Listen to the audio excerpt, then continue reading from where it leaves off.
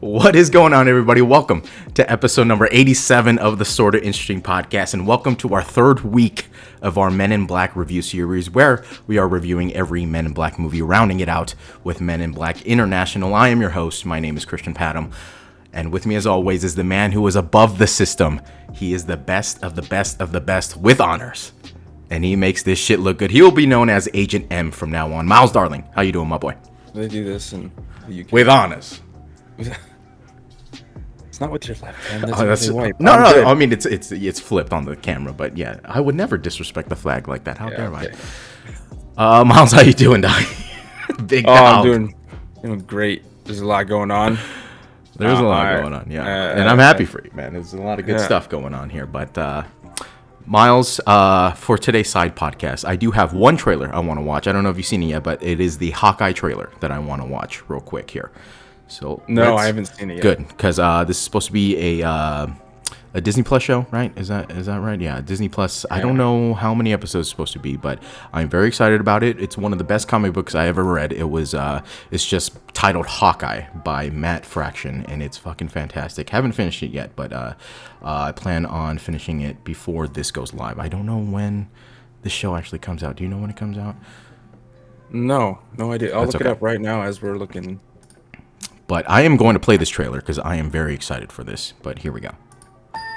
Hold on. With Jeremy Renner and Haley Steinfeld taking over, a little passing of the torch of Hawkeye from Jeremy Renner to Haley Steinfeld, setting up Young Avengers, which we've been talking about since Shang-Chi came out. We went out to that comic book shop after, and man, so much fun. What a fucking genius move, by the way. If you're a comic book shop owner out there, open up a shop next to a movie theater. I mean, there were so many people in there after we went, and I'm sure that opening weekend, too, you know, especially I think that was just a pop-up shop because that one didn't even have a sign or anything, and they chose half of it was arcade. Yeah, and it has games in there, so it's not just comic books, which is fucking fantastic. Good for the kids, good for the whole family, and shout out Fullerton. Yeah, just genius. Right after the movie, just went into that shop and just looked at all the comic books for like we spent a good 30 to 45 minutes like 30 minutes in there just looking at stuff, just talking about Marvel. Fucking awesome. But yeah, let's watch this Hawkeye trailer here. This is the first November 24th. Christmas we've had together. Ooh, okay, soon this year. In years. I love you guys. We're making up for some lost time. How shitty must his daughter feel? Like, bro, I could be Hawkeye too. Why you gotta go with Haley Steinfeld? The city's underworld is back. The past is caught up with me. Wait, what? Should we be worried? No. See, she's like, bro, I'm Hawk daughter. All right, I promise. give me the fucking bow. She's more crossbow. I wonder if Lena Cardellini's gonna make it. I love Lena Cardellini. I would love to see When I her. wore this suit, I made a whole lot of enemies. Easy on the eyes. Oh. You're Hawkeye. Who the hell are you? And it takes place during Christmas. Some I people mean, actually called me. they're checking off all my boxes right now. The world's greatest archer. Wait, this music, huh? It's the most wonderful. Hey, babe. Oh, I I got should be back goosebumps, in a day or two. Hang on a second. With the kids jingle bells. Oh shit! Caught a Molotov midair. Let's fucking go. More complicated. Most wonderful time of the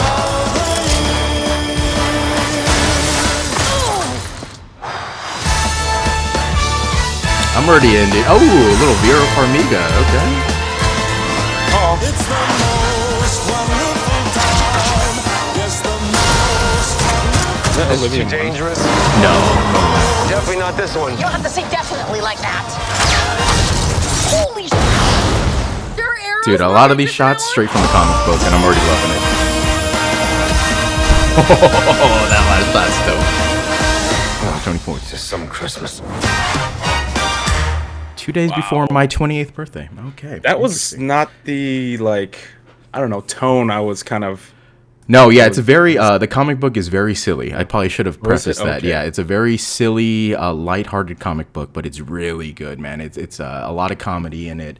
It's basically, it's Hawkeye. He's been divorced from his wife. I'm guessing he's also divorced in this because he's sending off his kids away from them. Maybe Lena Cardellini's probably not going to be in it if that's the case. But yeah, he's divorced. He's kind of living the bachelor life. He's living in a shitty apartment, and it's basically like a day in the life kind of situation with him training Haley Steinfeld to be the new Hawkeye. But yeah, it's really good. I'm very excited for it. So, but Myles, I have a surprise. So for today's side podcast, I usually ask a question. My creative juices have kind of run dry. I don't know any more questions to ask you anymore. So I bought something. Hold on. Let me switch the screen here to the normal podcast here. Oops, that's not the one. Let me switch this. Change windows. 8 episodes. Vera plays Eleanor Bishop. Looks like Haley's the mom. Oh, Haley's mom. Okay, so it's 8 episodes. Okay, interesting. Is it an hour long or? It does not. If it's 8 episodes, sounds like it might be 30 minutes usually, because I think 6 episodes would be hour long. So yeah. But today's side podcast, Myles, I want to draw from this. So this is a little thing called Table Topics.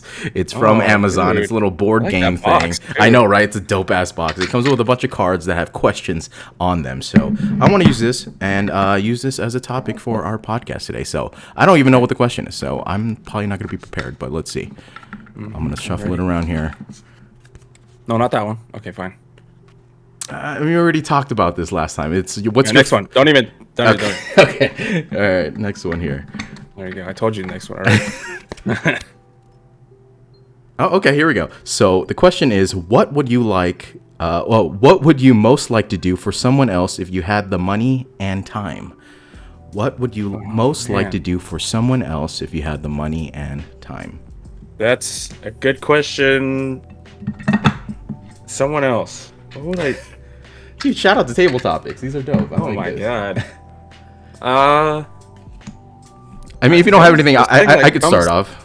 I could start off here. So I always think about this. If I was drafted into the NBA, if I was drafted into the MLB or NFL or something, I would immediately take that check. I'd probably pay off my parents' house, right? That's always a given. Pay off the houses, so no more bills for the parents except for utilities or whatever, right? Probably, I mean, it usually has to go to the parents, right? Like something, you got to do something nice for your parents, always, right? That's always, I always hear that about NFL stars and NBA players that 30 for 30 broke that they had on ESPN. It was buying trucks for their dads and stuff. And I was like, yeah, I'd probably do that too. I would probably pay off the bills, like the necessities first. And if they always wanted something nice, I'd get them something nice, maybe a car or something. But I was thinking family too. Yeah. But I don't know, man. The debt first, and then just a fucking lavish vacation, dude. I just want to bring a close family and friends. Okay. I was about to say, this is for other people. Okay. For other people? You're bringing other people. That's fine. Yeah. I'm bringing other people. Okay. I'm not going by myself. You know what? Fuck it. I'm not going. Everybody else just go. That's pay for everybody else. No, I was thinking the same thing. Kind of just wipe the debt, That's I think that would be priority number one. Yeah. Help the people that helped you, right? Just anybody who helped you get forward in life, and just pay it back to them and give them a little extra. Be like, hey, this is for you. Thanks a lot. Appreciate it. A little appreciation. It'll help you in the long run too. Yeah. Just how much more? It's like money can't buy happiness. Bullshit. You could pay off your debt and you could be happy as fuck without having to pay any of those bills. Yeah, I was thinking about maybe like community stuff, like I was gonna say maybe like, I mean, the city we're from, I mean, they're pretty rich already. They don't need, if we go to Cerritos, they're not gonna need our help. You know what I mean? They got plenty of money over there, so they don't need our help. Maybe redo the football field at Cerritos High, because that shit is a goddamn disaster. Maybe give Cerritos High their own football stadium, or that too, I guess. Yeah. No, they don't deserve it. They fucking. Yeah, I mean, get better first. How about how about an incentive? Be like, hey guys, if you guys win one game this season, I will I will buy you guys They're a standing new there with football their field, okay? Hands on their fucking hips, like, God, how are we gonna do this? If you guys have any players heavier than 185 pounds, then I will pay for all of your fucking meals. I will put you guys on a weight plan. How about that? I will If pay any for- players that tan easily, There you put 'em go. on the Yeah. team. If you have any players without the last name Lee, or just let's get some other players in here. Let's get some other ethnicities other than Asian in here. We need. for those of you that don't know, this is the team that you compare to when you're talking about rock bottom. Okay, our current state of Cerritos High School football. We've been removed from it for 10 years now, but I'm telling you, Fuck, it's has it been that bad. long? God damn it, it has It's been that long. bad. It's fucking 2021. Jesus.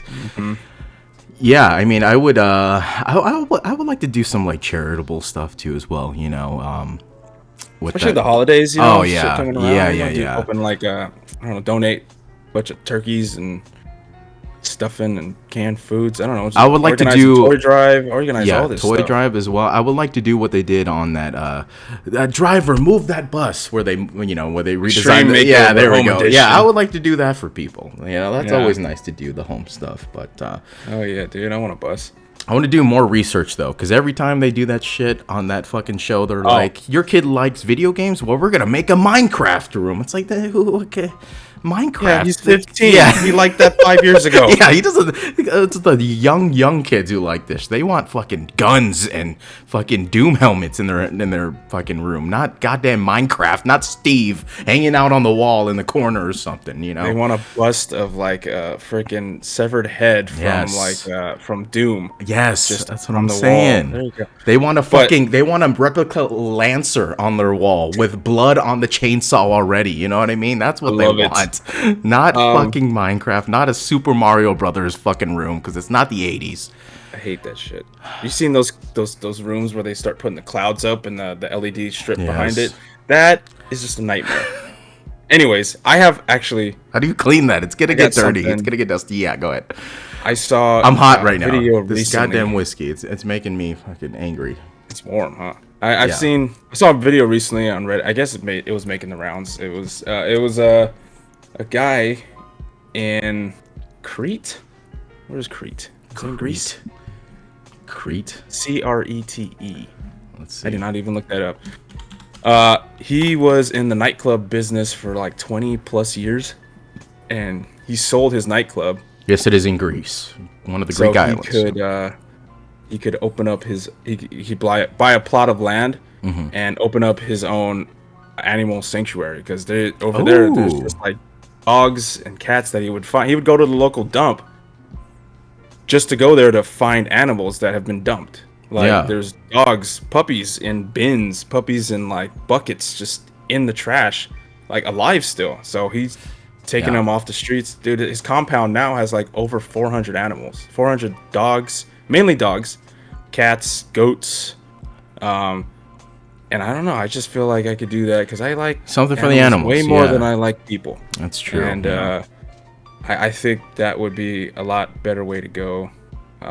Have a no-kill shelter. Oh, I would love that. Like, how about like a farm or something where you just have like old pets that nobody wants anymore. Just have them live out the rest of their lives. Just go run out and hang out with other dogs and shit. That would be dope. Yeah. Oh yeah, yeah. Let them be free. Let them not worry about where Well, the Animal next meal's Farm, coming yeah. from. You know. But yeah, I mean, but what would you do for yourself though? Fuck the question. All right. How about what would you do for yourself? Fuck these people. Oh, that's a whole goddamn other story. yeah. All right. How much money are we talking here? 'Cause, How about what they do on that fucking like those talk shows after the card? They just fucking let it fly. Oh, that like was, There you go.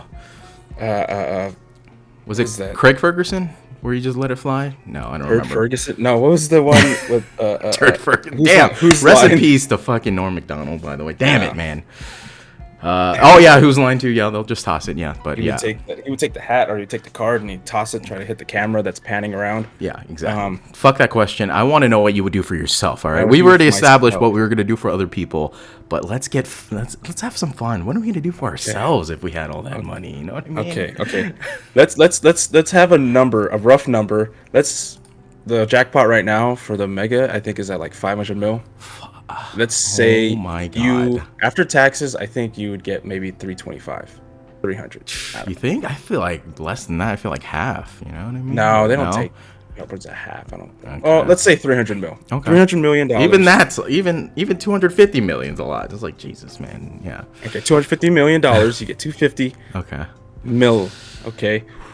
First thing you do, obviously, pay off the debts. Yes. Pay off everything. Pay every single debt, even debts that I don't even know about. That's not even. That's probably not even breaking 5 million if you do that too. That's not even a lot. Yeah.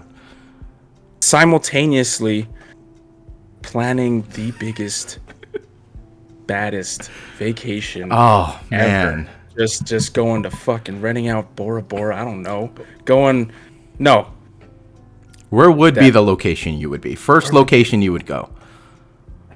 You're like, all right, bills are paid, family's taken care of. Now it's time for me. It's time for me. And Somewhere you know, tropical. You, your close friends, your girlfriend and wife, whatever. Everybody, you know, we're going.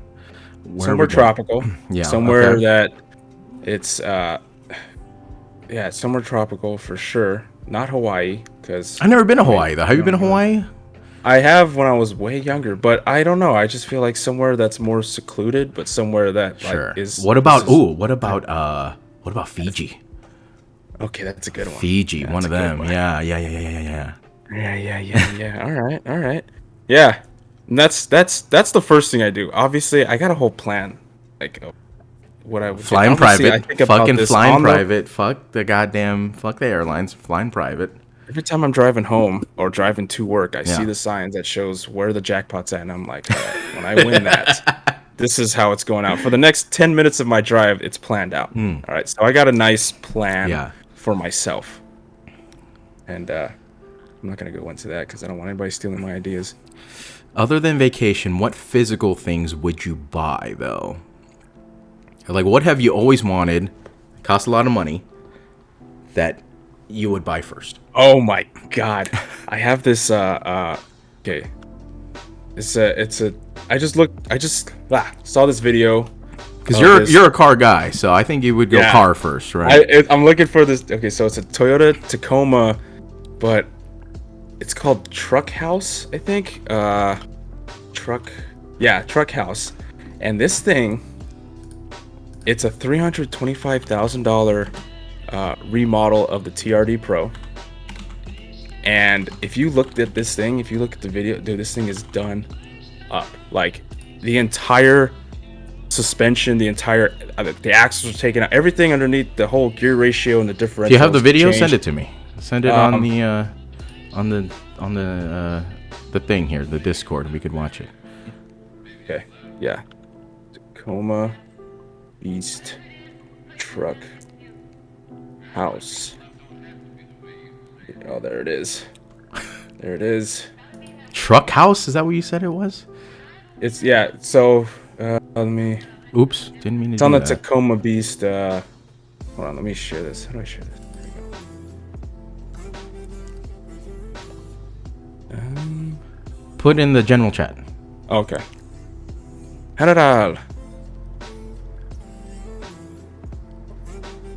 While he's doing that, ladies and gentlemen, if you would like to see more podcasts like this, other than reviews, we could have a whole hour talking about this one topic here. But if you'd like to see more of this, you could go to patreon.com/sortainteresting, where you could donate at the $1 level. And if you'd like, we could do more podcasts like this. You just got to donate. You know what I mean? At one of the tiers here on our Patreon, we could give you an exclusive podcast on topics other than movie reviews, TV reviews. We could talk about this for a whole hour. We could just shoot the shit and then just hang out for an hour. You know what I mean? But that's up to you. It's up to you, ladies and gentlemen. You gotta donate $1. It's up to you. I think this is a little low end kind of shit for $250 million, but I would want this either way. And I am obsessed with this thing because I just recently saw it. It comes with all that on the back. Jeez, that's a lot. Dude, it's absolutely insane. This is Hold on, the let ultimate me- overlanding motorhome experience. I didn't peg you for a motorhome kind of man. When it's like this, I'll fucking do it. Okay. All right, let me. How's it going, everyone? Welcome watch back a to little bit of this. I don't Okay. need your goddamn audio for this, but let's just take a Yeah, look at this guy. is- Wow. I mean, how Everything. big? I mean, why not just go all out? Go, big RV or something like that. You know what I mean? Is this I don't know. is this better than that? Well, this can go over a lot more than that. That's true. You can't go off roading in this shit, right? But Yeah, because Okay. everything is done up. Everything has been changed underneath. Because obviously that's a lot of weight. And there's a supercharger on the freaking in the engine, so it's got a lot more horsepower. is that little barbecue on the back of that? Yeah, bro, the storage you can have. That thing is that storage? Okay. Why not just put a smoker on the back of that thing? You know what I mean? Just Look at that window that's open right there. That It's is all dope. storage. He hasn't gone inside yet, but once he does, look at this. Oh wow! Hold on. Wow. Okay. Very That- modern inside. Okay. Everything is like custom done, like that teak table, like that teak cover for the it's all Electronic teak stove. around. Let's stop with electronic stoves. I'm kind of tired of electronic stoves. I need fire. it's- I need real fire. When it's just all in one, it's nice, dude. Ooh, cutting till board we- on top of the sink. I like that idea. Damn, that's smart. The guy looks like Devin. Looks like He does, right? Yeah. I was like, he kind of looks like a white man. I know. Yeah. the whitest kids you know. He's got a Truckhouse Carhartt shirt. Fucking awesome. Wait, so that's a Was that fridge, trash? Oh. freezer, Oh. fridge, freezer, or it can be fridge, or freezer, freezer. What And are all there's a these control panels? for Jesus. everything. That controls everything. Like Got the AC old- in there or what? Of course. Come on. God. Outlets. You can turn on and off outlets. It's all storage up there. That table, like, it shifts around, and then Oh my god, that whole Full- other end is the bed? Jesus. size bed in there. I feel like you could maybe make the bed smaller and maybe put some more things in there. Do you Well, there's a sunroof right there that you can just open up. You can open Wow. up fully, and you can step out. Holy literally get shit, onto the that's pretty top. cool. There's Look a at the TV right recessed there. lighting in a truck. I mean, that's pretty insane when you have recessed Look at- lighting. This is fucking mount, dude. You're watching TV. Oh, you want to see what's over? Oh, that's pretty dope, yeah. Yeah. Look, what? Oh, wait, the truck part is underneath that. Oh, wow. That's like a spaceship You can almost. See? Yeah. Okay, so my back seat, they just cut out the bench in the middle, and you can have two Oh. captain's chairs. You can have one captain's chair and then extra storage, or you can just have no chairs in the back at all. But you're gonna have this access to the back. Very interesting. Wow. So, then the there's- bed's above the whole freaking truck. Wow. The the door right across from him, that's the bathroom and the shower. There's a bathroom in here and Yeah. a shower. Jesus. Yeah. When does he get to that? Oh, right there. Is that it? Yep. Ooh, okay. Oh, it's And what the? Yeah. It's like an easy bidet then. You could just fucking wash your ass on the toilet. Straight up, dude. Just go in there naked. I'm set, bro. But you're getting the toilet all wet, and then when someone needs to take a shit, and then you're sitting on a wet toilet. I mean, there's nothing worse on this planet than sitting on a wet toilet seat while needing to have like an emergency diarrhea in public. You know what I mean? But If you got problems if you're having diarrhea on the trail, you should probably be going home. I don't know. That's like some CNC shit that he did. Wait till he opens these fucking windows. Hold on. oh, okay. Not that one. The ones that are by the bed? chairs. Oh. No, those ones. I like that little seating area. That's dope. I like booths in places. That table like shifts around so you can get in, you can get around. It comes up. If I could make my Come- own it comes house, down, like design and that my could own be a house, bed. yeah, I would do booths in my own house. Honestly, it that just would sounds be- like fun. You just feel more connected when you're sitting in a booth. You feel like you're gonna spill more tea when you're in a booth. He's like tea. You know what I'm saying? You're gonna tell the secrets. You're gonna talk more when you're in a booth. Oh, because you're all sharing one booth. You know, you're in your individual chair. You're a little standoffish. You're in a booth. You're sharing the seat. Yeah, somebody's always off to like Yes. the angle. Yeah. Yeah. No. Oh, what's going on here? All right, is he gonna open these fucking windows or what, kid? I don't know. Hope he does. Oh, what the fuck? Maybe not. Maybe we missed it already. No, yeah, it gotta be in the front. But when it's open, it's awesome. There you go. Look at that shit, dude. Tacoma Beast. That's the guy's YouTube channel. Okay, $325,000. Wow, that's a house in some places. You know what I mean? That's a house in Texas, right there. That's a house in Houston, Texas. $325,000. Look at that.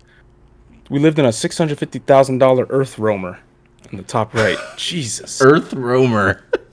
That sounds like some Mad Max shit. You're going into Earth Roamer.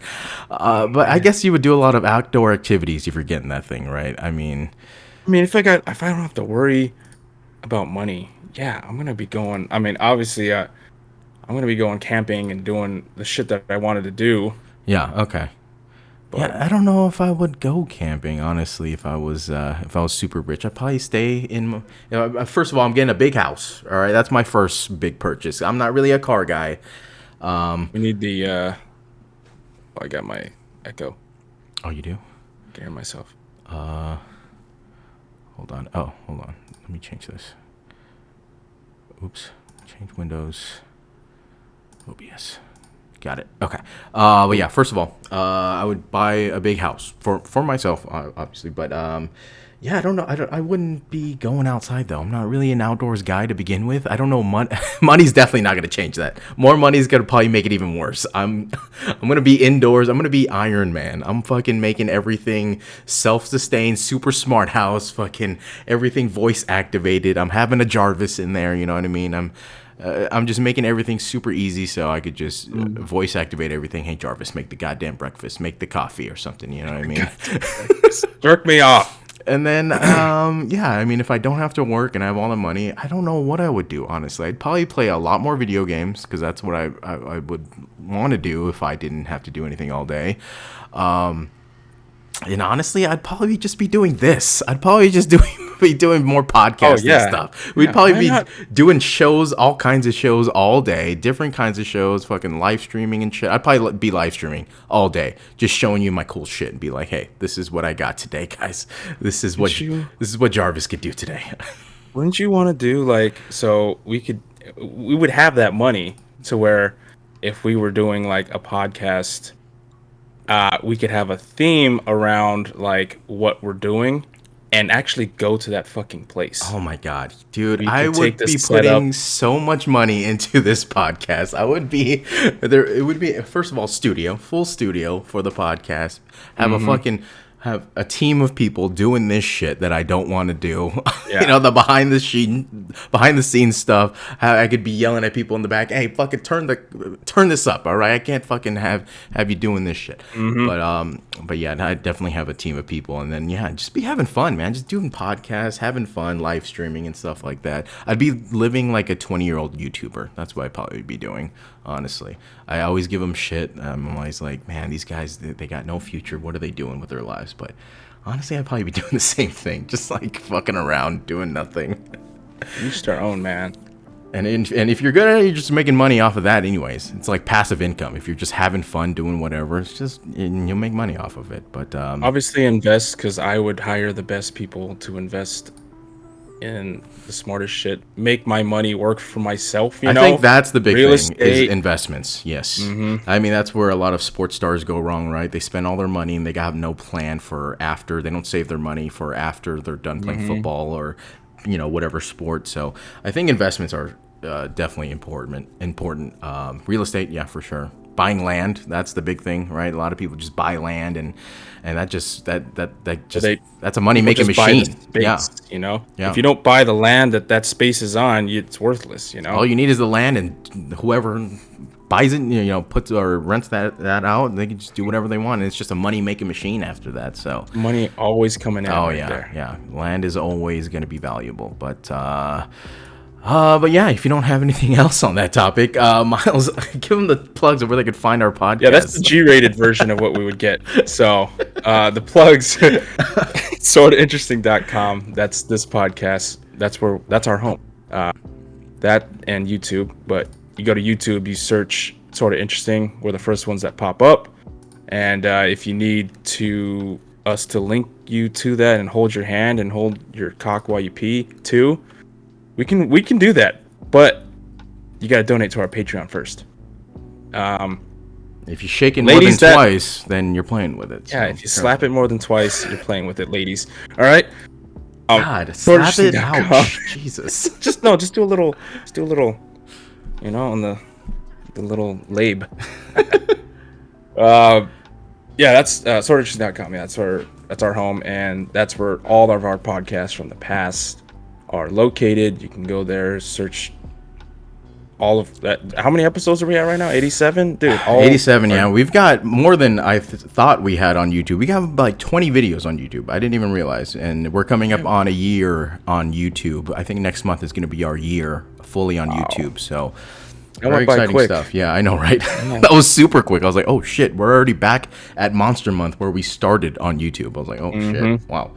We really are, and we've done quite a bit, come a long way. I mean, this is all fun, and again, it's fun for us. Hopefully, it's fun for you guys just listening to this. And with this new job, Myles is gonna have more time, so hopefully we'll have more time. That's gonna be very fun to this. Yeah. That'll be very fun. Yeah. But yeah, to reiterate our future schedule, by the way, we are doing a doubleheader this weekend since we missed last weekend. So we're doing Men in Black 3 today, Men in Black International hopefully tomorrow, and then next week we are starting Monster Month. The first movie is going to be Constantine, which I'm very excited about. We're going to be doing League of Extraordinary Gentlemen after that. Then we're going to be doing The Mummy, the remake with Tom Cruise, and rounding it out with The Wolfman and American Psycho. Very excited for that. I am psyched for that. Okay. Dude, this funnel's fucking me up. And then November, we're going to be doing. We still got to decide on if we're going to be doing our holiday movies or going to be doing the Riddick series. So we're still a little fluid on that, but definitely December going to be doing The Matrix throughout that whole month. So very excited for that. But if we do decide to do holiday movies in November, I have 3 movies I want to throw out here for you, Myles. I have Elf. I have Just. We're not doing Elf yet? No, we haven't done Elf yet. I have Just Friends, which I totally forgot is a holiday movie, and so I was looking that up. I was like, that is one of the fucking funniest movies I've ever seen, and I cannot wait. I have Just Friends, and just for shits and giggles, I didn't have a third one, but I was like, what if we just start a tradition? What if we just do How the Grinch Stole Christmas like every year? Like, wouldn't that be a little bit of fun? But I don't know yet. So I'm still working on that. We'll see. That's a whole month from now. So we can do that, and we can do it. We don't have to do an entire whole podcast on that. We could just to revisit kind of that's just a movie that's. What if I want to do the whole thing? What if I love doing the rundown for the Grinch? You know I would not be opposed to that, dude. I just love the movie so much. I do not care. I will say the same jokes every fucking year if that's what it takes. But I will say that it's has just been a so constant in my life. That's what I'm saying. Me too. You and I share that same passion for How the Grinch Stole Christmas. That's why I'm like, I wouldn't mind making that a tradition for both of us, just doing a podcast on that every fucking year. But we'll see. We'll see what happens. Yeah, we still got a whole month about that. But Myles, let's get into Men in Black 3, the reason why we're here today. Production details here. Release date May 25th, 2012. A whopping 10 years after the second movie. Myles, 2012, 10 years before 2012 was that 2002, we were just children. We were children when that movie came out. 8 or 9, depending on. And then 2012, when this movie came out, we were fucking adults. We had jobs, we had bills to pay. I'm like, fuck, man, what a fucking journey that's been. Director, same as the previous two, Barry Sonnenfeld, which I was pretty shocked to see. Usually after a long hiatus like that, you'd figured, hey, they'd go in a different route, especially after the flop of the second movie. You'd figure they maybe go in a different route with a different director, different everything, but they stuck with Barry Sonnenfeld there. And then writer, Myles, I got this guy here. Writer, his name is Ethan Coen. It's not Ethan Coen, okay? Ethan. It's not one of the Coen brothers. Trust me, I looked it up. His name is Ethan, E-T-A-N, Coen, C-O-H-E-N. Ethan. His writing career is all over the place. So he wrote 4 episodes of The Lion King's Timon and Pumbaa. Do you remember that? Animated series that came out after, I believe, Lion Disney King Channel? 2. Yeah, it was a Disney series, and you haven't heard of it, but I definitely heard. I haven't heard about that show in about 20 fucking years. I remember, I still have vivid memories of going like to the doctor's office, to like the dentist, and watching that in the fucking waiting room back in the day. The theme song for that show, really cool too. It was Hakuna Matata, but at the end they said Timon and Pumbaa instead of Hakuna Matata, so that was cool. He also wrote 2 episodes of Recess, one of the greatest cartoons ever, fully available on Disney Plus right now, but I just haven't watched it, but it was one of my favorite cartoons growing up. He wrote 10 episodes of King of the Hill. Also wrote the movie Idiocracy, Madagascar 2, and he did a short film called Idiocracy? Yeah, Idiocracy. Oh. Yeah, Great movie. and a short film called My Wife is Retarded. Myles, that is the title of the movie he did. My Wife is Retarded. And You got a bunch of middle-aged men clapping right now. and the movie he did before this movie was Tropic Thunder. Myles, he wrote Tropic Thunder, so automatically this man gets a pass for me for everything he's done. I don't care what else he's done. Yeah. That's all he needs is Tropic Thunder. Budget of He's always gonna have a seat in my restaurant. I know, right? You don't even need a reservation. Just come on back here, babe. Resi? No, I'm kicking Yeah. fucking Will Smith out of the chair. I don't care. Even that, it'll be like Goodfellas. I'm gonna make the table for you. I'm just gonna Yeah. pull out the table, put the fucking cloth right on there for you, buddy. Budget $225 million. Box office $624 million, putting it at number 10 for the highest grossing movies of the year 2012. The top 3 movies of that year were The Avengers, Skyfall, and The Dark Knight Rises. Who would have fucking thought that? The Avengers and The Dark Knight Rises came out the same fucking year? I did not realize that at all. I didn't realize that either. Yeah. Just like a little side thing, Dark Knight Rises is my favorite of the 3. You've said that a couple times. Yeah, I remember I will you say it saying again. that. I'll probably say it next time too. Okay. When we review it, it's a good. We're gonna throw down fisticuffs about this, but we'll get there eventually. And then a runtime of 1 hour 46 minutes. I think I would argue they could have probably shortened it down to probably about hour 35. There was some in the end there that kind of ran a little long, but that's always my gripe with movies though. I always feel like they run a little long at the end there. But Myles, what were your initial thoughts of Men in Black 3? I'm curious because this is both of our first times watching it, so I'm curious to see how you feel about it. Well, I was surprised. I really like this movie. Good. Okay. I really We're on the like same this page one. then. Good. Okay. I was like entranced from the get-go, like just wow, this is great. I told Like, you, right? I these- told you there were some things said about it. They're not necessarily great, but not negative either. So it were just things. I will go with the positive all the way. Like it brought back because Men in Black 2 left a bad taste in my mouth. Oh yeah. Yeah. It's like when you try to take a pill but you swallow the water instead. You're like, "Oh fuck, the pill's still in my mouth." And then yeah. Or the pill gets stuck in your throat because you didn't swallow all the way. Yeah. And you get a stiff neck for hours. Oh god, I get a stiffy for hours. Consult your doctor. Thank you. There's just something about, like, I'll just say one thing that really like resonated well with me was the character design of Boris. Yeah. Really kind of it made me feel creeped out in a way, just like I did with in Men in Black 1 Edgar, with Edgar. Yeah. It was in a way like he was disgusting, but he had like this, I don't know, it was great. Like, and Jermaine Clement, he's such a national treasure. Like, Oh man, Jermaine. Where's he been? I have not seen Jermaine in a long time. You know what I mean? No idea, but he is hilarious. I Dude. love One of Jermaine. the Yeah. pride of New Zealand. him and Reese Darby just And Taika, don't you dare forget Taika. Taika. Don't ever do that ever again. my bad. I don't know. That's just one thing I really loved about it. But as we talk about the movie more, we'll just keep going, and I just liked it. You know? Yeah, definitely. It hit on a lot of things. Like the comedy was there. It wasn't forced in. It wasn't too forced. You know, some of it. Yeah, I don't know. Just some of the antics too. Really, just it felt refreshing. Yeah, I mean, like you said, I genuinely had so much fun with this movie, and I was thoroughly entertained. But I'm kind of going to disagree with you about Jermaine. I think they underutilized his comedic presence.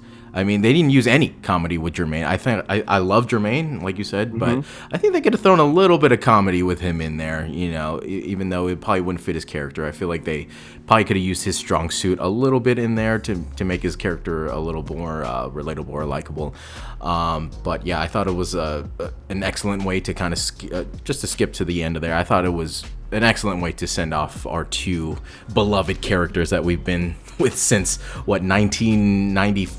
Well, one in the first movie coming 98, 99, or whatever. So around there. Yeah, I thought it was such a nice nice like emotional ending to send them off. And then Josh Brolin, so fucking good in this movie. I love Josh Brolin and everything. I just noticed this after watching this. I'm like, fuck, Josh Brolin's one of my favorite actors ever. I don't think I've ever seen a bad Josh Brolin movie, and I think he was just perfect casting for a young Tommy Lee Jones. And then to go into the plot here, I think the twist with Jay's dad was a little too predictable for me, but I think it was worth it for the final scene that we see with Tommy Lee Jones and Will Smith there. But I love how they revamped the weapons again, and they brought back the old aesthetics that we loved, right? With the big chrome weapons, and they all have the great noises with them. I love the sound design in this movie. They all have the cool LED lights on them like we used to see in the first movie there. And I thought the cinematography in this movie was so fucking good. I was watching, for spoiler alert here, I watched Men in Black International today. And that movie was made, I think it was like maybe 2 or 3 years ago. And this movie was made before that. So I don't understand how the cinematography of this movie is better than that movie, without getting into spoilers here. But it looks so much better than that movie. I think maybe the beginning was a little too HD, like the part where they're in the city with Tommy Lee Jones and Will Smith. It was a little too high definition, where it looked like they were filming like a DirecTV commercial or something. Like it was too crisp. But I'm never gonna be mad at. Problem to have. Yeah, that's right. Yeah, I'm never gonna be mad at good cinematography. I love good camera work. But yeah, I'm so happy that they decided to go back to their roots with the original ideas that we love from the first movie. But they just modernized it by bringing in a more relevant actor like Josh Brolin instead of old ass fucking Tommy Lee Jones. Like, this might be the last thing he's ever done. What the fuck has Tommy Lee Jones done in like the last 10 years? You know what I mean? Yeah, he looks really, really old. Dude, that is the most wrinkles I have ever seen on a man's face in my life. He looks like the backside of an elephant, really. Like, it looks really bad. I don't know how he got to that point, but I think it might be all the frowning that he does throughout all of his movies. So I'm trying to make it a point ever since I watched this movie to not frown as much, because I'm a frowner too. So I try not to frown as much after seeing Tommy Lee Jones's face, because I would not like to have that. But Myles, let's get into a little rundown I have here. The movie opens up in an alien prison. We see the smokiest of smoke shows, Nicole Scherzinger, formerly of Loosen up my buttons, babe. formerly of the Pussycat Dolls, or PCD as I call them. And we see her approach the prison with a big ass cake in her hand, and of course they have that close-up shot of the cake jiggling while she's walking, but of course her boobs are right there in the background there as well. And she's taking the cake in for her man Boris, the animal, whom she has a tattoo of his name on her back. And again, as I mentioned, this movie going back to its roots with the original opening song of the movie and the credit sequence from the first movie with the original font. And I just love how they did all that. And then one of the guards lets Boris, the animal, know that he has a smoke show of a visitor, and Boris corrects him and says it's just Boris, Not the animal, just Boris. It's a recurring bit that we'll see throughout the whole movie here. Then Nicole and Boris make out very hard here. Did not notice the tongue going in the first time, and then I watched it a second time. I was like, oh, that tongue is deep in her mouth. Yeah. Holy shit. And That's she touching them. yeah. That's in them guts, you know. He's touching her stomach with that. Yeah. And then they make out, and then I like the line here from one of the guards. He says, this ain't a conjugal visit, so quit conjugating. Which really made me laugh there. And then one of the guards sticks his finger in the cake, and out comes a little bug creature that kills both the guards and helps Boris escape. And then Boris uses a big-ass alien gun to blast a hole through the wall, sending everyone flying out, including Nicole. Which I feel like she could have been like a good sidekick for him, like throughout the whole movie. Even if she didn't really have that many lines, I feel like maybe a little sidekick for him would have worked out Eye well. candy that Will's just like exactly. I don't know, he kind of just could have been some comedic. That's why I think maybe he could have been Jermaine could have used his comedic presence with Nicole a little bit if he had someone to bounce off of. But he was alone for most of the movie, right? And then we see a zoom out of the prison and learn that this prison is actually on our moon. Then we cut to Earth, where we see a crash spaceship, and we are introduced to our heroes for the last time, Kay and Jay. And there's a lot of just for men being shared between these two. I don't know if you noticed there, but both their hair are like jet black, and I was like, Will Smith definitely not all black up there, not anymore. And Tommy Lee Jones, who the fuck are we kidding here? There's no way there's not a single ounce of gray on that man's hair. It gotta be the Men in Black though. Yeah, right? I guess. I mean, It's not Men in freaking Salt and Pepper. they really missed out. They should have had some kind of like, partnership with Just for Men's back in the day. Like, keep it black or whatever. Like, just a little Men in Black It's commercial. just Will Smith. Yeah, they should have like a Men in Black commercial with Just for Men's. That would have been amazing. And then. Again, I can't emphasize how much I love how they going back to the way things were with K and J. Jay just busting balls every second as K is trying to be the straight man, trying to eat in peace, and keeps telling Jay to shut his mouth. But at the same time, we could see the bond between these two characters that they've built over the years. And I hope it's not just like in the movie. I hope that Tommy Lee Jones and Will Smith like actually like each other. You know what I mean? They have great chemistry on screen. I hope they actually like each other. It would be devastating to hear if Tommy Lee Jones didn't actually like Will Smith. But yeah, Jay keeps busting Kay's balls about some speech Kay needs to make tonight for Zed's eulogy. But Kay, oh, I'm so sorry. But Kay, it doesn't seem. I do have penis on the mind. Then at MIB headquarters, we see the return of the slug aliens played by. And then they play Amazing Grace on the bagpipes, which is pretty funny. And then Kay makes a speech about Zed that is kind of like cold-hearted and impersonal. Then we are introduced to our new chief, Agent O, played by Emma Thompson, a.k.a. Professor Trelawney. Which, I don't know, man. Fucking Emma Thompson, I don't know why. I've always had a crush on her for some reason. I don't know what it is. Something about, like, her voice. She has a very soothing voice.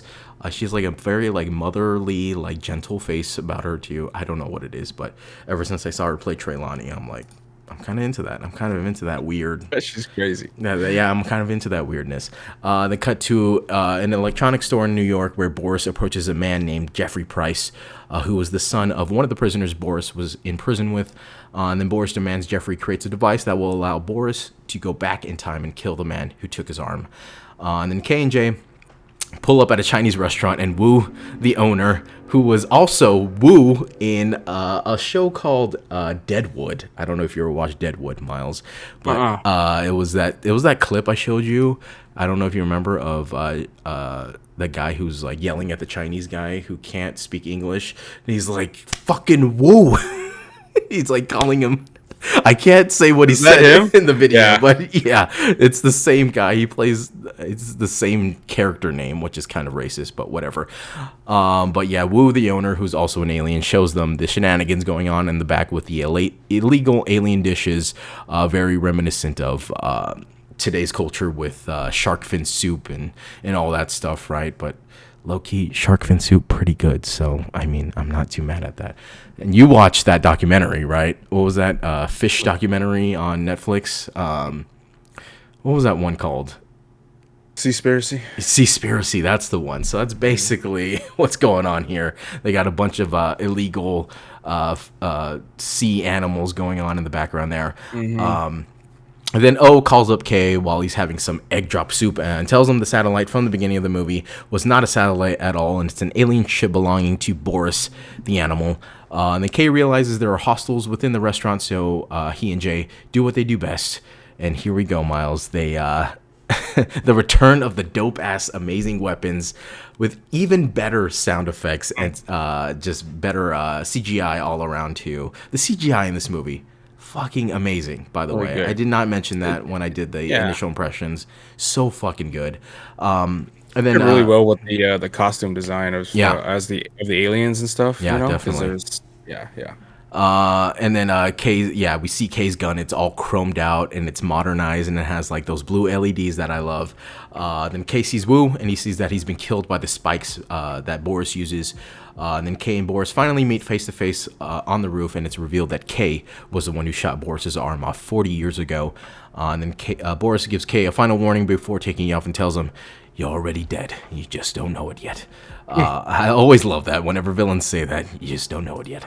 In the back of the restaurant, we see the return of the Neuralizer, which has also been updated. It's kind of like a sleek upgrade, which I still love the design of the original, but I like this design too. I It's like not this too one bad, too. Yeah. And then Jay meets back up with K, and K explains how he locked up Boris 40 years ago and how he should have killed him. Now, this part is where I start to get confused about this plot here. So he says, K tells Jay that he made a big mistake and he should have killed Boris back in the day. But I feel like it was mission success, right? K got away, right? And then Boris went to jail and he deployed the ArcNet. So I don't know what the big deal here is. I don't know what. Maybe he's having regrets. because now Boris is out. You know, and I don't know. There's nothing to prevent that though. Like that was 40 years after they did that. So I don't. Maybe it was the death of Jay's dad. He's regretting. Is that what he's regretting? I'm not too sure. Because I watched it again earlier today, and I was like, I don't understand why he's so bitter about what happened. Like he got the job done.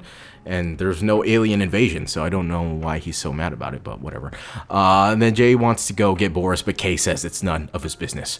And then Jay heads back to HQ alone, and we get a full look at his place now, at this new HQ, and how much it's been updated and modernized since the first movie. And it all looks dope as hell. And then Jay does some research on Boris the animal. We learn that he is the last of the Boglodites, an alien race that consumes planets in their path. That we see Boris was convicted of murders that took place in 1969 on Coney Island and was arrested by K on Cape Canaveral. I still don't know how to spell Canaveral, by the way. I know how to spell Cape, but Canaveral, I've probably misspelled it 80 fucking times on this goddamn rundown. I never bothered to look it up. Then we also see at the same time K implemented the ArcNet defense system, which protected the Earth from a Boglodite invasion and led to their extinction. And then O sees Jay trying to access some restricted files on the case and tells him something changed K that day at Cape Canaveral and to leave it be. And then cut to Jay at his apartment, and his place looks fucking dope as fuck. And I don't know what Will Smith was doing at this time, but Will Smith was fucking jacked at this scene where he's wearing the tank top and he's kind of laying there playing Xbox games. And his fucking his arms are huge. I'm like, dude, what are you training for? Are you? Maybe it was the time when the new Bad Boys was being filmed or something, but I don't know. But he was super jacked at that time. And then I wrote this note here. I low-key got a little emotional seeing Frank the Pug, his little picture in the back there. I was like, oh, man. Because it always seemed like in the other movies that he hated that dog, but you could tell now he actually misses him. So I kind of got a little teary-eyed there. Then Kay calls up Jay to offer some explanation about the Boris case, but he simply tells Jay that he has regret. And there are some secrets that Jay cannot know about. And then Kay hangs up the phone and opens up a secret room full of his weapons. And then he whips out a shotgun that looks straight out of Gears of War, Myles. He takes that little shotgun, and every time I see that, I always think about that Horde mode that we used to play all the time. That Baird! Every time I see that shotgun, I'm like, God damn it, do fucking work with that shotgun. And he ends up waiting in his chair. And as he's waiting, Kay disappears along with his apartment, filling it with another family. And then Jay, also in his apartment, kind of feels like when after what's that, Alderaan blows up and fucking Obi-Wan's like, oh, what the, I feel 1,000 voices going quiet. That's what kind of like what Jay did. He felt a disturbance in the Force. And then the next morning, Jay knocks on Kay's door, and to his surprise, a woman holding a child answers the door, and Jay starts to get a headache and steals the little girl's chocolate milk, which was really funny. I was not expecting that. He's like, is that chocolate milk? And he just fucking downs the whole thing. And then, man, at that moment, craving chocolate milk like no other. Is there anything better on this earth than chocolate milk, Myles? I ask you. Is there any other drink? Ice cold chocolate milk? Ice cold chocolate milk? It's hard to beat. That might be my favorite drink of all time, honestly. Whoa. Now that I'm thinking about it, chocolate milk. That's a question right there. It might as well be God's semen, Myles. Chocolate milk, I think I drink that shit all day and night if I could go, without shitting my brains out or dying of diabetes in 5 years. Probably why I would probably drink it every day that. if I didn't die in 5 years, but I digress. Chocolate milk is amazing. Then Jay heads back to HQ, and things are a little bit different now. The main guy in the front is a white dude now. And then as Jay walks into the elevator, in comes running late his partner Double A, played by Will Arnett, which genuinely shocked me seeing this. Like, it's like two of my favorite worlds colliding into one, which was he was so fucking funny. As they walk out of the elevator, Will Arnett has one of the fucking funniest lines I've ever heard in my life. He says, okay, well, I'm gonna head to the little men's in black room, and and then we'll head out. I'm like, Yeah. I watched it twice, and I cracked up dying both times. So much where I had to pause the movie and just kept laughing. The little men's in black room, so fucking funny. And then Jay, very confused now, starts asking other MIB members about Kay. Nobody knows what he's talking about as he requests more chocolate milk. And I was like, you go ahead, Will Smith. I'm all about that life. Get more chocolate milk.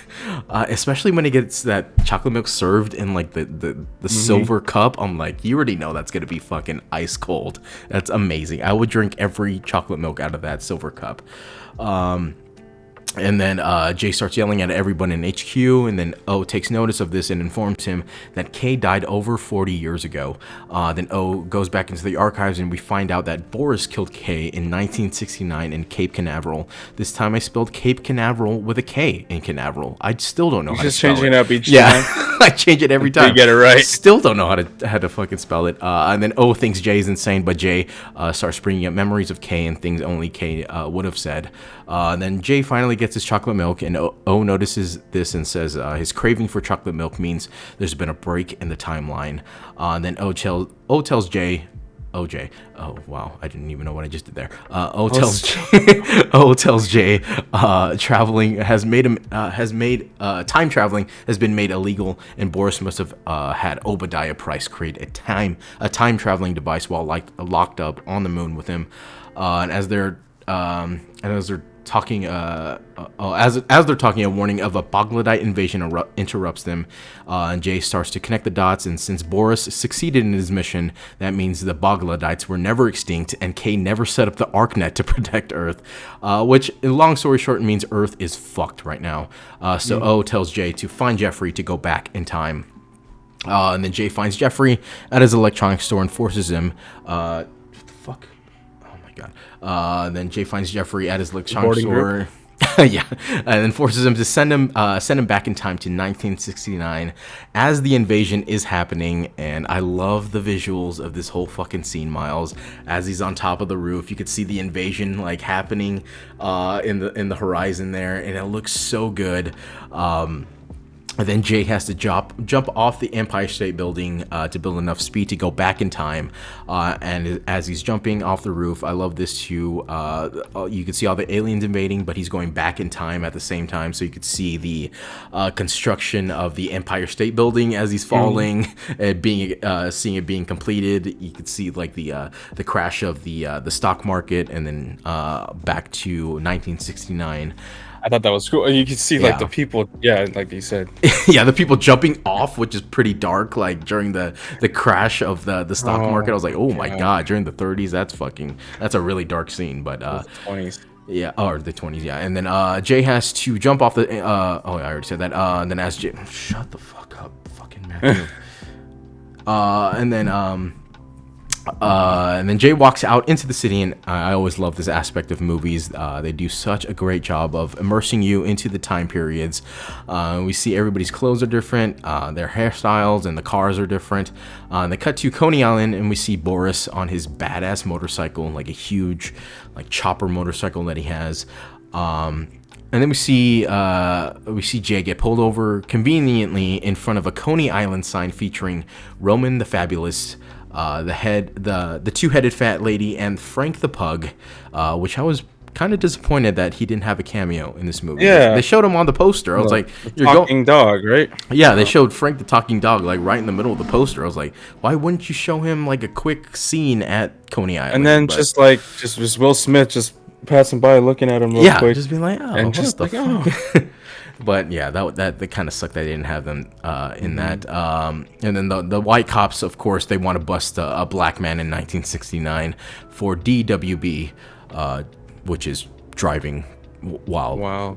you could connect the dots there. But they find his Neuralizer and neuralize themselves on accident. Then Jay arrives. I like how he makes up that story too. Whatever you do, don't. That story too. He's like, don't ever pull a black man over for driving a nice car because you think he stole it. And he's like, well, I did steal this one, but I'll bring it back. Don't worry about that. And then Jay, I did like that interaction. Yeah. Jay arrives to Coney. The whole stories they have after the Neuralizer is so much better in this movie. By the way, fucking Will Smith just being at his best, probably ad-libbing all of that. And then Jay arrives to Coney Island and finds Roman the Fabulous already killed by Boris. And then Jay is about to pop one into Boris when he is held at gunpoint by young Kay, played by the great Josh Brolin. And then Josh Brolin here just holding up a dope ass like BioShock looking ass gun. And then he takes Jay back into headquarters, and then he's like, I know what it's like to lose. To feel so desperate that you're right. And he just busts into Thanos voice there. And then right away, Josh Brolin just nailing the young Tommy Lee Jones. He's got the straight serious face here, and he's of course Josh Brolin, being from Texas, nails that southern accent down to a T. And he's Slick. yeah, it sounds like fucking just molasses coming out of his mouth. You know what I mean? I love that. It's a little accent. quicker. It's a little quicker Yeah. than it's Deep South. He's quicker with I love it, it. you know. It's so good. Yeah, it sounds so cool. No hablo inglés. I love when they no hablo inglés. And then Jay wakes up at HQ, and it's all old shit here. No computers in sight. Just a bunch of typewriters on everyone's desk there. And then just a quick shout out to Josh Brolin's hair in this movie. The man is at least 45 in this movie, and his hair is just perfect in every fucking scene we see him. And even when he's in action, when he's fucking punching, his hair's not flying. It's just perfectly still. And goddamn, you think he'd be going bald at that age? No, full head of hair for Josh Brolin. Good for him. Then Kay starts grilling Jay about his weapon, his Neuralizer, and his time traveling device. When in comes a young O, played by the smoking hot Alice Eve, which I think they also underutilized her character. I thought the young O should have been more involved with the whole mission. Let's see her O face. Yeah, you know what I mean? And then Kay's not buying anything Jay has to say, so he tells him, okay, one last thing. An eye exam, which I was like, oh shit, we're bringing back fucking old lines from the first movie. Let's go. And then cut to a massive machine, and Jay puts the dots together and knows this is a massive first generation Neuralizer. And then Jay is seconds away from being neuralized when Kay stops the machine, and Jay spills the beans about him being his partner in the future, and the story of Boris. And then Kay whips out a matchbook from Cosmic Lane's bowling alley that he found on Roman's body and tells Jay Roman didn't smoke heaters, so this has got to be a clue. Then at the bowling alley, Kay decides to lock up Jay in the car and enter solo. And then just a little side note here. I love the aesthetics of old school bowling alleys, Miles. I love the old, like the crazy neon signs that they have, the crazy colors that they always have, and the fonts, like the crazy like cursive fonts that they always have at bowling alleys for some reason. I love all that stuff. I would like to have I would like to keep bowling alleys retro like that, but just update the technology, because I don't want to keep score. I don't want to write down shit and keep my own that fucking tube score. style TV, but Yeah. make it not tube quality. Yeah. You know? And And also not make it 1,000,000 pounds sitting right Oh above my there. God, So if yeah. an earthquake comes, you're dead. someone's about to fucking roll their ball, and then you're done. A 150-pound TV comes crashing down on you, and then 50 pounds. Wow, the new 7-inch, huh? and then Kay runs into a couple of tangos, but Jay is there to save the day. And they find the boss alien in the back, but he has already been killed by Boris. And then Jay finds another clue in the form of a glamour magazine. Their next lead is from the planet Glamoria, which I was like, there's a lot of jumping to conclusions in this movie, which I don't really care that much about the plot in these movies, but Jay looks down at a magazine and says he sees Glamour magazine and says, "Hey, Glamoria, that's where they're going." I'm like, well, okay, that's a weird jump to conclusion, but I'll let it pass. I don't really care about the plot of these movies. Yeah. And then Kay and Jay pull up to a fashion party in the city where we meet Andy Warhol, played by Bill Hader, aka William Hader, who was an undercover MIB agent named W. And then Kay gets some intel on an alien. I love this. I love that whole, like, I was like, dude, Yeah. when I was watching this, I was like, dude, that guy looks like Bill Hader. Yeah, I heard the Bill voice. I was like, Hader. fuck, who is this fucking guy? I fucking know him. And then, yeah, Bill Hader with like a huge like prosthetic nose and shit. And then Kay gets some intel on an alien who was the last of a species named Griffin.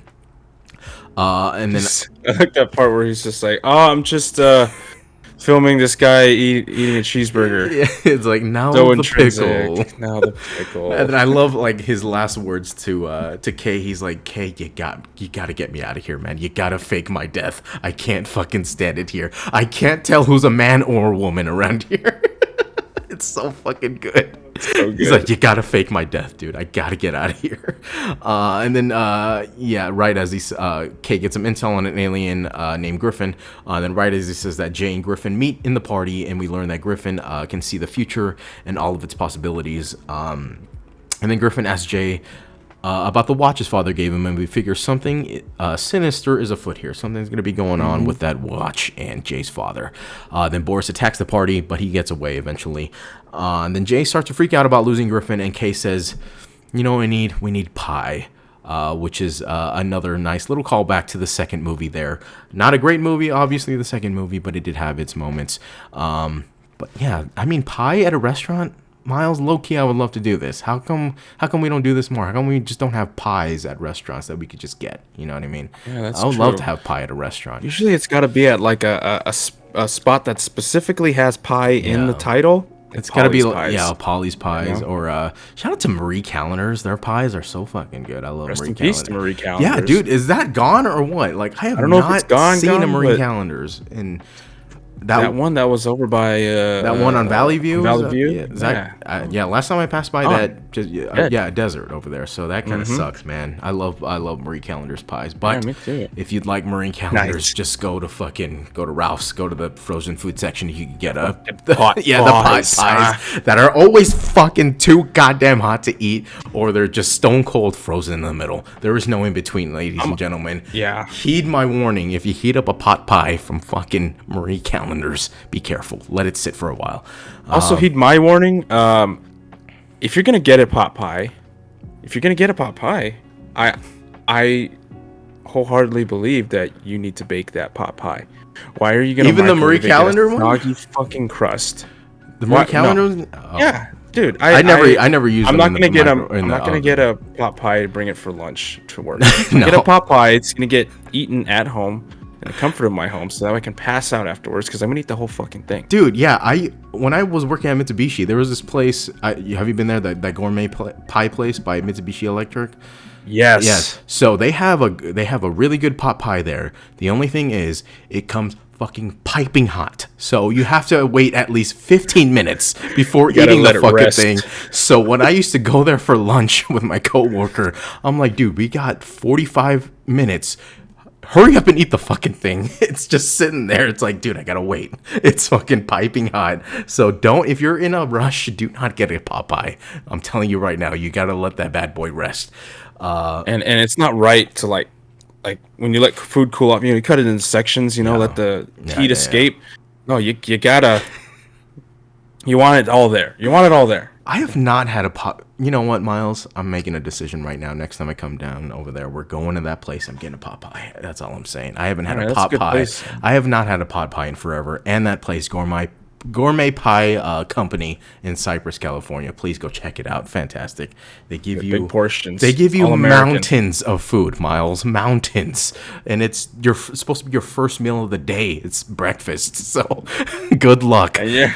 Yeah. First meal of the day better be on a weekend because that's the last meal. Dude, of the day. yeah. Whenever I Alright. used to go there for lunch during work, Jesus, no work getting done after that. It's a tragedy. But yeah, go check it out. Anyways, where was I here? about pies? Yeah, pies. Oh, That's yeah. right. Got off on a tangent about pies. And then Kay gets a slice of apple pie with cheddar cheese. Which have you had that before, Miles? I don't know. Apple pie with cheddar cheese. But you know what? It sounds, Filipino, like mamon with cheese. Yeah, exactly. I mean, exactly. I can taste it. I can taste it. I don't know about with apple though. That's That's kinda what I'm weird. saying. This apple pie with cheddar cheese is probably the whitest fucking thing I've ever heard in my life, but I am also very intrigued. I would I'm about it, I would love to try this one day because it's like in Ratatouille. You remember he's eating the grape and he's eating the cheese, and then he Oh, eats them yeah, both and the together. Yes, sparks. and then the fireworks. I'm like, dude, that might be the same thing with this apple pie with cheddar cheese. I might be getting fireworks in my brain after this, but yeah, one day we'll try this apple pie with cheddar cheese. Pretty sure that's MS. I'm just kidding. And then we get some backstory on how K and O used to fuck, and they used to fuck hard. And then K used to stick his dick into O's O hole, and then O-hole. O Oh, and then K's like, my favorite gun's the PENIS. That's my favorite gun ever. And then my favorite gun ever. that's my favorite gun ever. And then some dudes come into the restaurant talking about the Mets. And then one of these dudes, Miles, was one of the dudes from The Sopranos.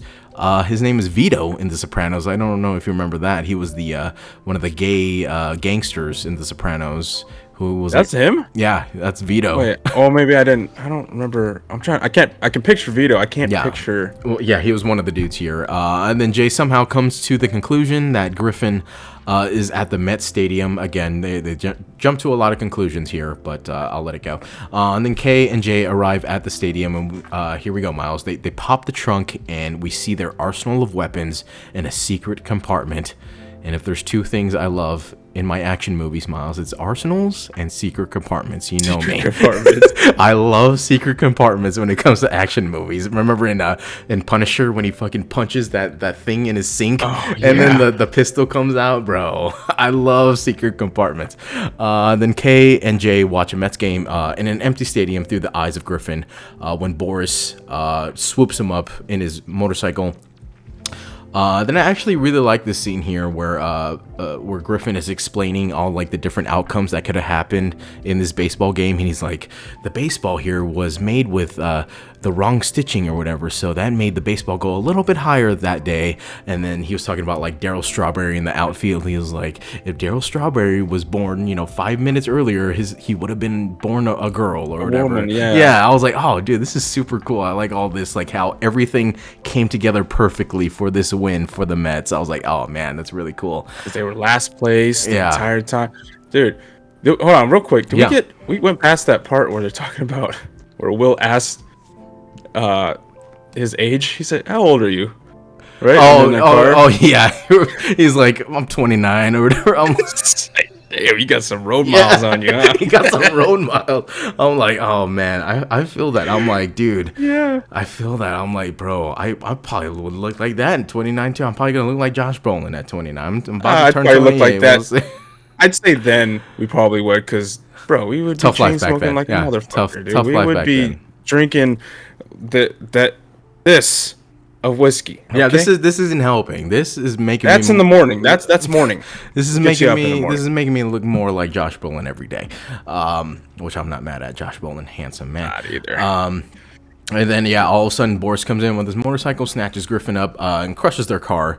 And then Kay hits a switch on his keys, and the car spits out two like General Grievous looking motorcycles. And I was like, oh fuck, this is dope as fuck, dude. I was not expecting this at all.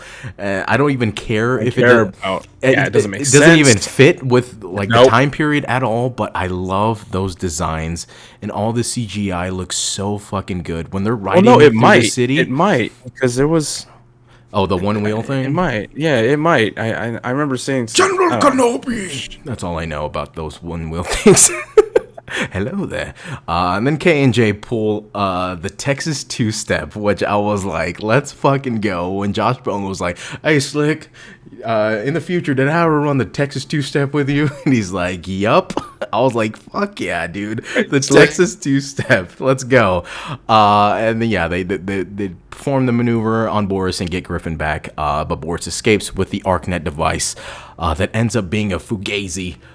Just like the little plot device that they used in the first movie. I was like, that's a little cool callback. Remember with the little diamonds that Edgar had in the thing? I was like, oh, I like that. That's a cool callback there.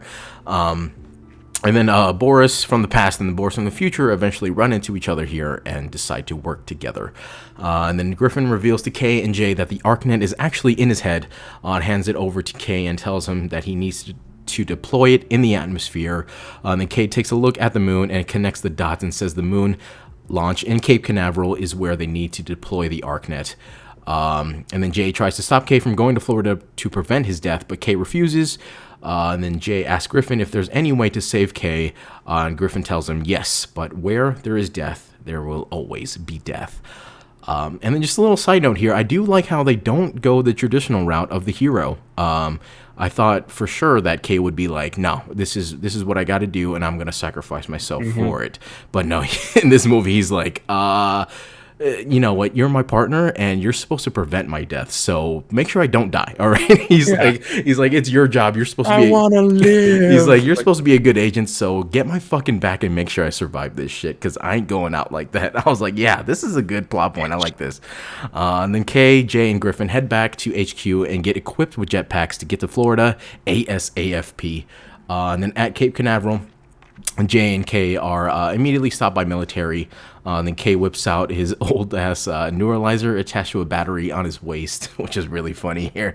And then the soldiers call up their colonel, played by Mike Coulter, aka Luke Cage, aka Spartan John Jameson Locke. I was like, oh shit, dude. Yeah, that's that from Halo 5 Guardians. Yeah, he was Spartan Locke. Which, Spartan Locke, man, one of the coolest armor sets I've ever seen in my life.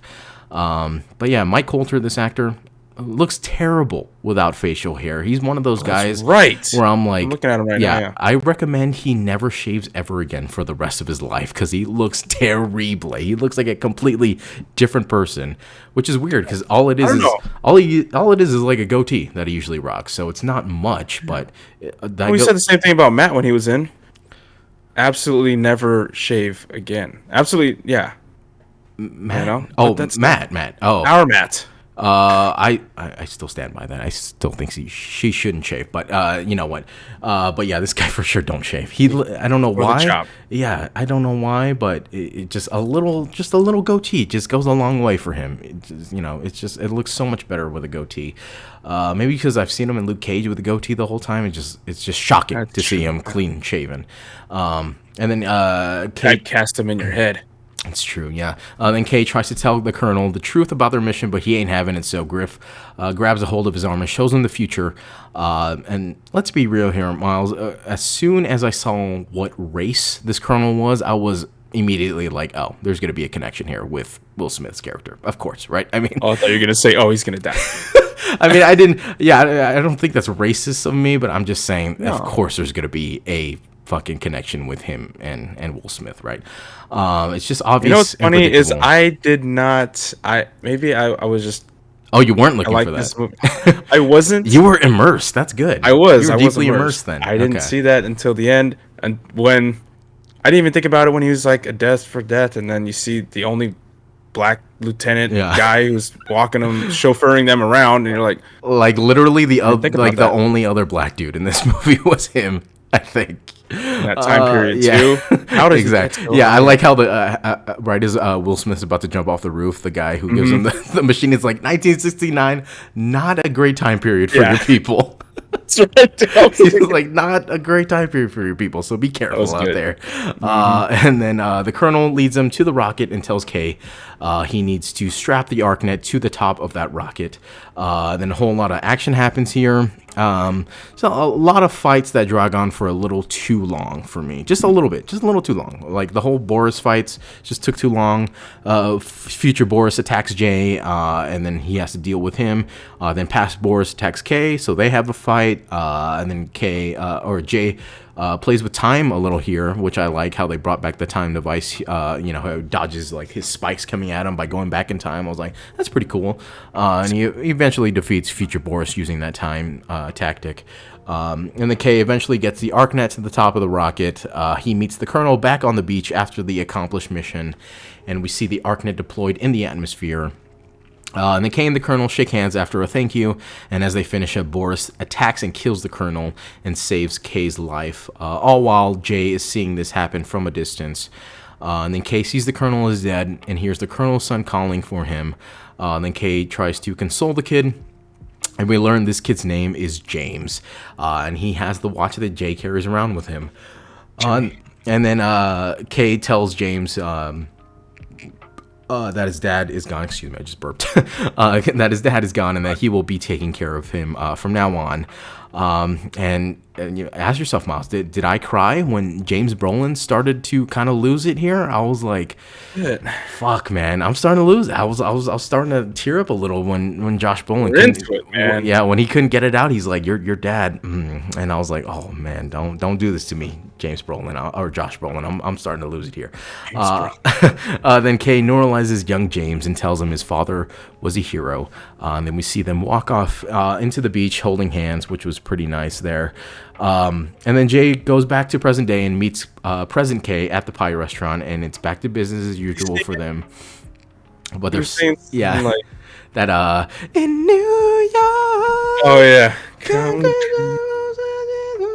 made of That came out like way before that though, didn't it? Like that's an old song It must at have, this yeah. point. Yeah, it's back to business as usual for them. Kay has no idea what just happened, but Jay tells Kay he knows the secret Kay's been keeping from him for so long, and Jay just gives him a little thank you. And this is when I started to cry again, not because of the movie, not because of the plot, really, just because of this long journey that we've been on with these two characters, Myles, these two actors. In real life, just it's been a long journey with these two actors since the 90s now. fucking ride, dude. Yeah, what a ride they've had. What a fucking series it's been. And it's basically the end of the movie here. I thought it's it was such a great way to send them off on an emotional high note. I just love it. There's no need to kill any of them off. It's not that serious of a series, so don't kill anybody off. Just give them a happy ending, and I would be happy with that. And I loved it. I love the way they sent them off. Just happy and more bonded than they've ever been, especially Jay after learning that news. But that is the end of the movie, ladies and gentlemen. That is the end of the Will Smith, Tommy Lee Jones era, as we say. Still one more movie to go, but that is the end of their era. It's the end of their run. Let's go ahead and rank this first. So I still think that the first movie is still better than this movie. As much as I loved this movie, I still had fun with it. I still think the first movie is just more fun, and I think it's an all-around better movie than this movie here. I don't know about you. Do you think the same? Yeah, I think the same thing. Okay. You know, as much as I love this movie and I was surprised by it, I think that Men in Black 1 still holds as Still number classic. one. Yeah. Yeah, it's Men in Black 1 still won't always be on my top list of just movies in general. I just love it so much. But For its time too, you know, Yeah. like it holds up. oh, so well. completely holds up for sure. Movie that can hold up that well, to today, like it really speaks volumes. Yeah. Did you have any trivia facts about this movie? I didn't look up any trivia for this, so it's gonna be a surprise. Whatever you got here. Surprise, huh? All right. The woman who lives in Kay's apartment in an alternate timeline is the same woman in Men in Black 2, a waitress whom Patrick Oh, fuck. told to marry and have a bunch of kids. Oh my God, is that Patrick Warburton's apartment? Oh my God, that's dope. That's a good callback. I like that. They married and have a bunch of kids. Have a bunch of kids. He said, "Okay, Okay. okay." That's funny. When young Agent K, Josh Brolin, first appears, he says, "We'll take it from here." The first line K said in Men in Black. Oh fuck, that is when he goes to the fucking border patrol agents. Yeah, damn man, these are good facts. Fuck, didn't even notice these ones. God damn I didn't it. notice that either, dude. We'll take it from here. Yep. We'll take it from here. You ever do the Texas two sip slick? Easy, you'll understand it. What I'm saying. Young Agent K is wearing the watch that will become the light source for the Grand Central Station locker creatures in Men in Black 2. Oh my clearly- God. Yeah, when young Agent K and J are having pie before the Mets fans enter. Fuck. Damn. Little Easter eggs. I love little Easter eggs like that, man. I love when they continue like little continuations from the the past universes. That's cool, like those little Easter eggs. Especially when it's so long in between movies, when they still call it back. It's like, oh man, someone did their homework. Shea Stadium, which also appeared in Men in Black 1997, had to be recreated through CGI for this movie as the stadium was demolished in 2008. That's right. Yeah, that's where the Mets play, right? Yeah. The Zipline escape system shown at the Apollo launch pad really did exist. It was installed for the Apollo program and enhanced for the Space Shuttle program. In some pre-launch emergency scenarios, the crew would have ridden steel cages down the zip lines to explosion-proof bunkers. Astronauts practiced using the system as part of their training, but it was never used in an actual emergency. Wow. It makes sense. Interesting. Like, Yeah. to have them go, like, how would they get away from that shit? How terrifying is it to be strapped into that goddamn space shuttle and that fire breaks out like that one of those Apollo ships was it Apollo 12 or whatever, and you're just nothing you can do. You can't get out of that strap, man. You're strapped down tight and just Columbia. Oh, oof. man, where you just watch it soaring through the sky, and next thing you know, Yeah, do you remember watching that in that class? was like 03 or Oh, something. yeah. Or 04. That was fucking scary, Yeah, dude. that's terrifying, man. Yeah, Yeah, unfortunate. I didn't know what to think at the time, but then looking back, I'm just like, yeah, I was. I mean, that's also the risk, though, that they knew they're taking that risk, but still, it's unfortunate when it's just like civilians, it's just teachers who were in that one, right? Yeah. Yeah, that was unfortunate. The white, weird-looking alien fish, which can be seen in the Chinese restaurant's kitchen scene, is in fact an actual fish. Oh, that's right, yeah. Psycholutus marcitus, or blobfish. This is the one with, like, the weird face. Yeah, I've seen that before. Yeah, Yeah, I it's think weird. It's weird. It's the one where, like, it's actually a deep sea fish, and when they catch it and they bring it up, the sudden change in pressure, like, causes everything to, like, rupture, like prolapse. That's fucking terrifying. Yeah, so that's why they call That's it like us going into that's what it space. looks like. Yeah, it's like Yeah, us going pretty into space much. with no suit. Yeah. Production delays forced Alec Baldwin to drop out of this movie.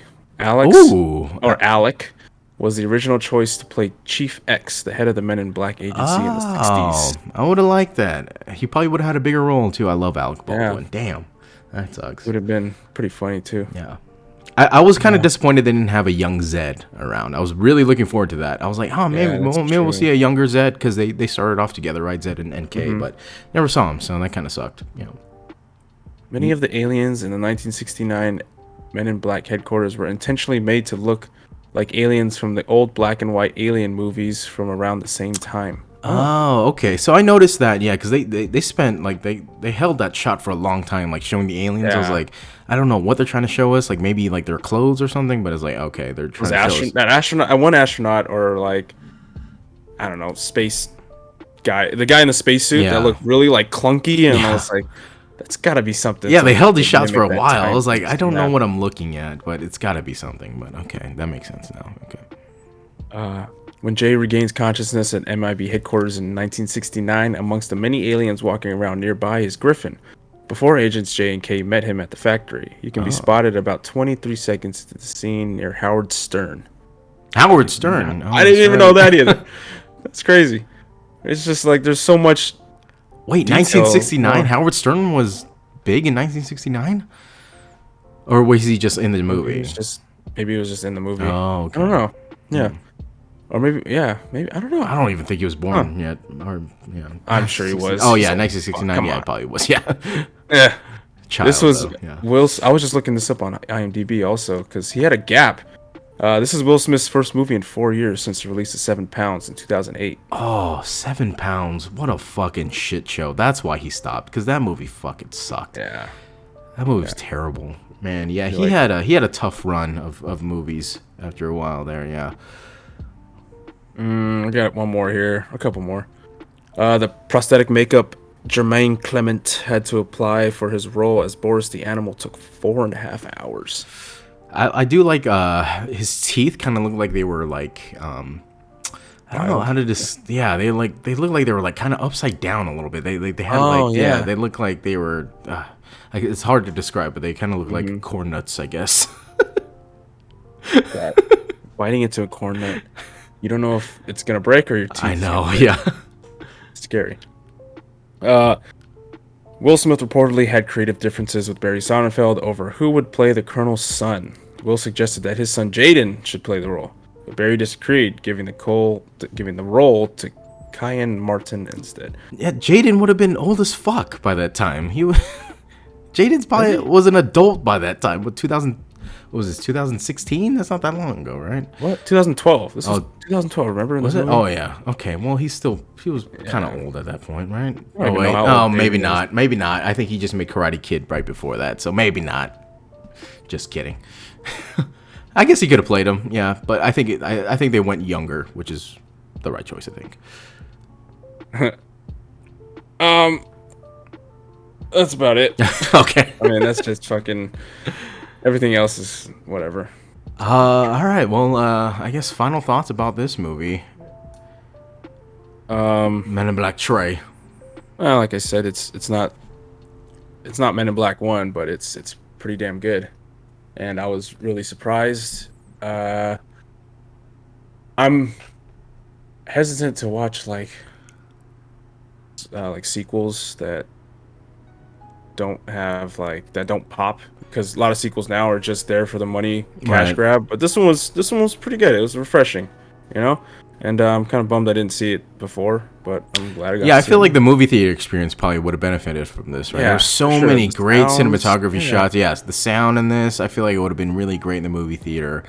But yeah, when it came out, I was like, I have no interest at all in watching that. I still remember, because I think I was working at Best Buy at that time, so I remember seeing the trailers for that all the time when on the fucking display TVs in the back there. But yeah, pleasantly surprised by this movie. Really had a lot of fun with it. Josh Brolin, such a delight to see him as a young Tommy Lee Jones nail the character. And again, just my favorite part about this movie, just the send-off of our two favorite characters here, J and K. Just a heartwarming send-off between the two after such a long series. And it's I'm just glad that we got to see a happy ending between those two, and to finally move on with new characters. But Tommy Lee Jones, I'm surprised that he even came back for any of these movies, the second and the third, especially this one after the fucking flop that the second one was. So very surprised to see him.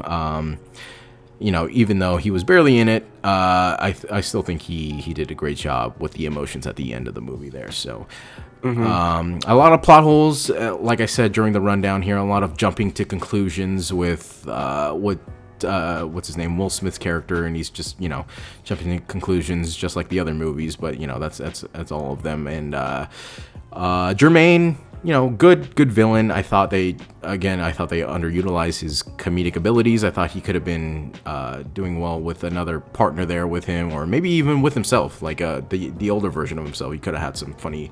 He had like maybe one funny line where his older version of himself kept looking at the arm. He's like, "Stop looking at it." Like, that's funny stuff. I wanted more of that because that was funny. But then the recurring, it's just Boris. yeah, it's just Boris. Yeah, Boris the animal. Like, Boris the animal. But yeah, other than that, overall, very entertaining movie. Would I watch it again? Probably not, but I am looking forward to Men in Black International now. So, but Myles, give them the plugs, and we are out of here for this episode here. Sortainteresting.com. That's where you can find this podcast and our podcast from the past. You can go back and listen to this whole series from the beginning as we finish it off tomorrow. And we'll have them all up on YouTube, which is youtube.com. We don't have our own URL, but you just go to fucking youtube.com. Damn it, guys, get on it. You know what I mean? And search bar, Sorta Interesting, or the first ones that pop up. But the more subscribers we get, the closer we are to having our own URL. And yeah, that's what we need. That's what we need from you. We also need you to go to our Patreon and just check it out. So we do need 1,000 subscribers to get our own URL. We're at 194 subscribers, which isn't bad. I mean, it's always going up, but at I this would rate, like to get there. in what, 4 more years? I don't like to think about. But Myles, the Mummy Returns podcast at 42,000 views, and it's only probably gonna go up with Halloween season coming around. But yes, Monster Month, if you would like to check out our last year's Monster Month, we got all of that up on our YouTube channel. We got The Mummy, we got The Mummy Returns, we got Van Helsing, we've got Pacific Rim, and we've got Reign of Fire up there. So go and check that out in preparation for our future Monster Month happening in a couple of weeks here. But we will see you next week, or tomorrow, I guess. We're going to be putting these both out at the same time, probably, for Men in Black International. I just watched that earlier today, so what did I think about it? I don't know. You're going to have to wait and see for the next episode. But I guess that's it. Have an interesting day, everybody.